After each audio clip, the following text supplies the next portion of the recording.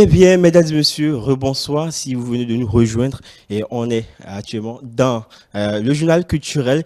Et puis, on démarre ce journal culturel par une triste information survenue dans la semaine, vraiment, qui a mis tout le peuple béninois vraiment, je veux dire, dans situation de tristesse, je veux dire. Et on démarre, c'est bien cela, le décès de Willy Mignon, vous le savez déjà, décès de Willy Mignon. Alors, telle une traînée de proud, l'information de la mort du célèbre artiste chanteur béninois Willy Mignon a inondé la toile dans la soirée du mardi 4 février 2025, 2 jours après, sa sœur est revenue sur les circonstances de son passage dans l'au-delà. Dans un témoignage rapporté par la radio BIP FM, sa sœur a levé un coin de voile sur les difficultés rencontrées lors de son transfert à l'hôpital. Tout en mettant en lumière les défis liés à l'accès aux soins d'urgence et aux infrastructures hospitalières. Il a eu une crise mardi matin aux environs de 6 heures, mais apparemment, il n'a pas été transféré rapidement à l'hôpital. Une fois arrivé dans un premier établissement, on leur a demandé de l'orienter vers un hôpital plus grand. Malheureusement, dans l'un des hôpitaux visités, on leur a signalé qu'il n'y avait plus de place disponible. Finalement, après un autre transfert, il était déjà trop tard.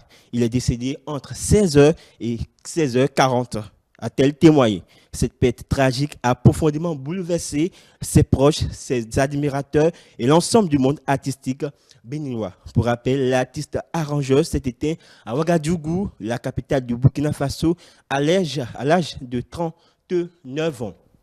Et puis d'une information à une autre, on passe à une information plus gaie, plus joyeuse. Alors, cette fois-ci, on parle Festival international des arts du Bénin, FINAB. Alors, la 3e édition du Festival international des arts du Bénin, FINAB, se tiendra du 21 février au 2 mars 2025.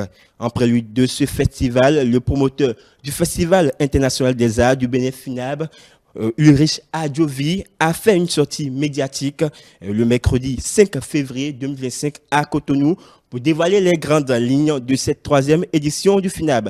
Cette édition est placée sous le thème Tisser les liens, le narratif africain à travers l'art.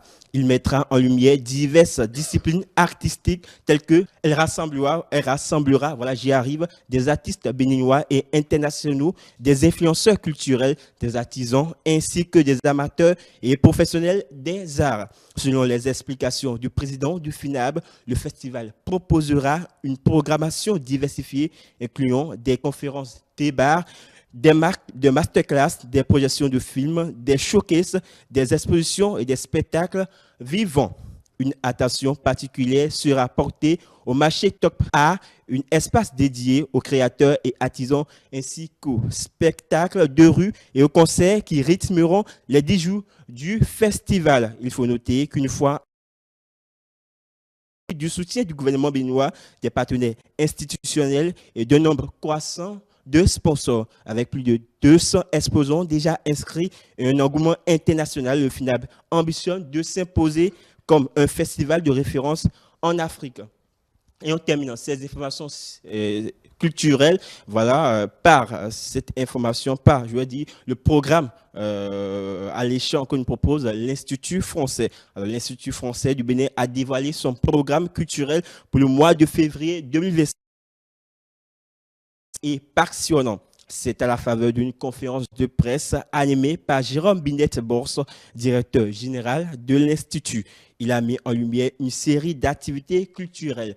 Nous aurons le cinéma, la musique, la danse, les expositions et autres programmes bien concoctés pour pour ce mois. Février est le mois le plus court de l'année, mais à l'Institut français, il sera bien rempli grâce à une programmation diversifiée et dynamique, a souligné Jérôme Binette-Boss.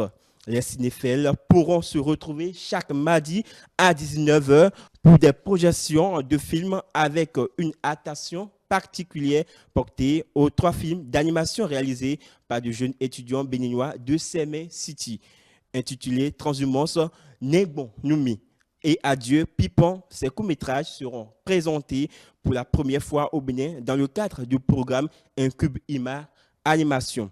L'art sera également au rendez-vous avec l'exposition de Chabel Mauriel, un jeune artiste de 22 ans.